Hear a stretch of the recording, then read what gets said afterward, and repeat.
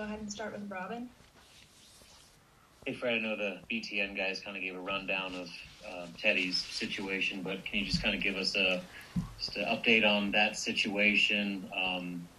When you expect him to be back, and just how big of an impact his absence had tonight for you guys? Yeah, it's a decision that I made before the game. That's it, and we went with the other guys tonight. Again, I thought we had great effort from our team.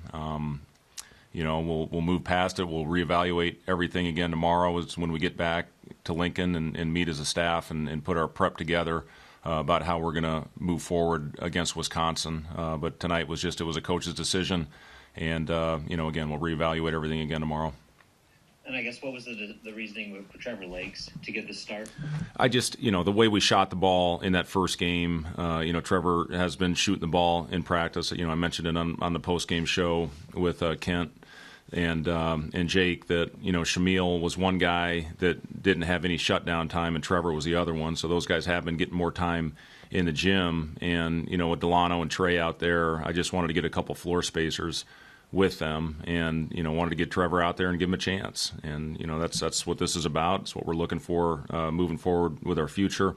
Unfortunately, we couldn't get him a look early, and Lat got the two quick fouls, and then picked up the third one right away. But you see the impact when Lat's on the floor to be able to stretch it, making three, big threes for us. Some of those when we went on our run. Eduardo was phenomenal tonight. I thought he gave us terrific minutes. And made some really good plays, to loosen up their pressure on some back cuts, and played really hard, and had a great block and protected the rim. So it's something moving forward where it's going to be a decision, to get him some more minutes. Derek Walker was really tight in his chest in the game. Nothing serious, but it's just as we come back and battle through this and try to rework our guys into shape and get their timing back.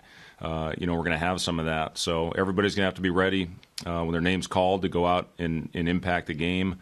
But I was proud of the effort fighting back. Unfortunately, when we do turn it on and fight back, we're generally down double digits. I'd love to see that thing even or have a couple-point lead to where we can push it up and take a double-digit lead, because we're, certainly showing we're capable of doing it. But, I thought early they were too comfortable. They got off to an unbelievable start, made shots, but I think a lot of that had to do with, our grit just wasn't there. It wasn't the same as it was, I thought, for 40 minutes against Michigan State. We really guarded them.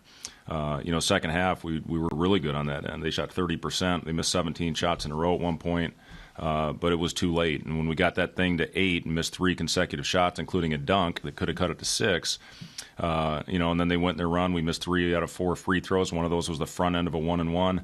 And they made theirs, and that's how they extended it and put us away. But, I'd love to see us right there and then go on one of those runs where we can open up a double-digit lead on our end. All right, next up we have Chris. Hey, Fred, what do you think it'll take to get the offense untracked? Is it just as simple as seeing the ball go through the basket a few times, or is it something more than that, or what are you seeing? Chris, we have to take care of the ball. I mean, we're just driving into a pile. Every day in practice, I do about 5 simple play drills where we drive it in, converge on the ball, jump stop, reverse pivot, pass the ball with 2 hands, catch the ball with 2 hands, drive the next one, come to a jump stop, draw the defense, make the play. But we're just driving that thing into a pile right now. And, it's beyond frustrating because when we move it, we're pretty damn good. And when we trust it, and the guys have that level of trust out there, we're pretty damn good. But, the unfortunate thing when I look at it, Chris, we had 9 turnovers in our last game against Indiana. We had 8 against Michigan. We had 9 against Wisconsin. And then these 2 games back, you go 17 Michigan State, 18 tonight. You couple that with 16 offensive rebounds. And that's, you can't give a team that many extra chances. We're not good enough. We just, it's we have a very fine margin to win these games, and we're not giving ourselves a chance with all these turnovers, and they're mostly careless. Effort one's fine. I'm okay with that if it's an effort turnover, but it's just mindless mental mistakes. That we need to correct, and that I thought we were doing a better job of after, a lot of games early where we had too many. But, if you have a negative assist to turnover ratio like we have, it's tough to win. next up is Sam. Yeah, I wanted to ask about Andre. Maybe you don't always know what you're going to get sometimes when a true freshman comes into the game, but his sparks seem pretty considerable. How much more time did he get to earn going forward based on the way he played tonight? Yeah, I mean, obviously we'll reevaluate everything and watch the tape, but, just with obviously the eye test and went out there and +9 in a game, you lose by 18 points.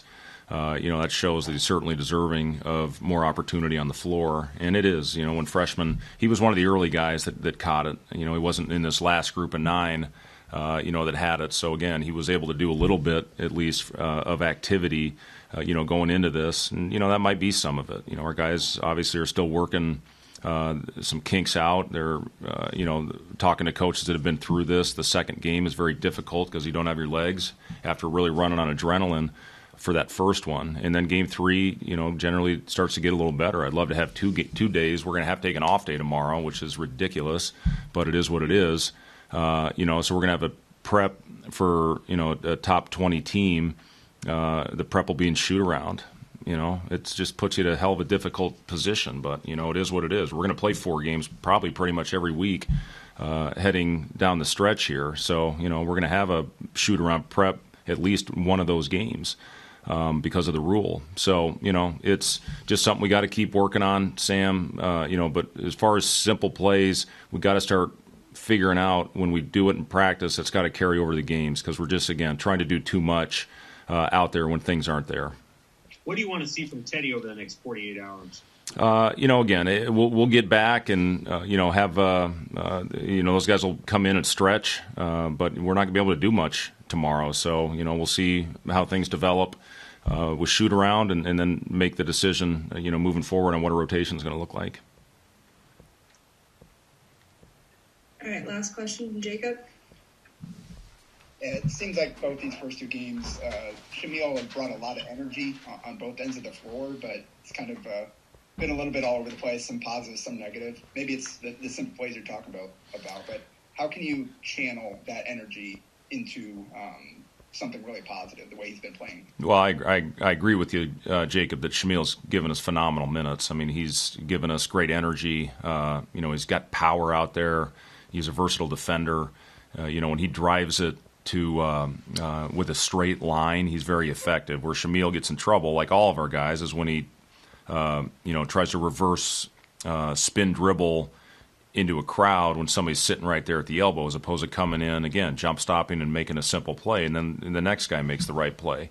But, yeah, he's again, another guy that wasn't shut down. And, again, it's showing the guys that weren't shut down, are the ones that are a little bit more sharp at this time. But, yeah, Shamil, what did he play, 31 minutes?